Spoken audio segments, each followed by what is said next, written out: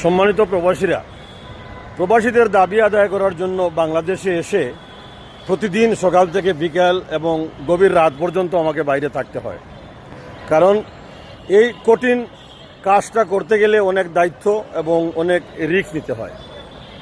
এই মুহূর্তে আমি দাঁড়িয়ে রয়েছি প্রেস ক্লাবের সামনে।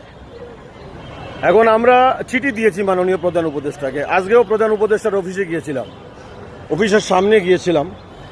চেষ্টা করছি যে বিশেষ করে সংযুক্ত আরব আমিরাতের ভিসা ট্রান্সফারের সমস্যাটা মাননীয় প্রধান উপদেষ্টার দৃষ্টিতে নিয়ে আসা।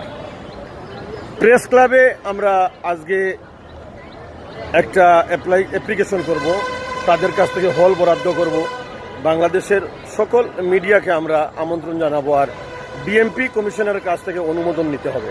ঢাকা মেট্রোপলিটন পুলিশ দোয়া করবেন যেন আমরা সফল হই। আপনাদের ভালোবাসা চাই, আর কিছুই চাই।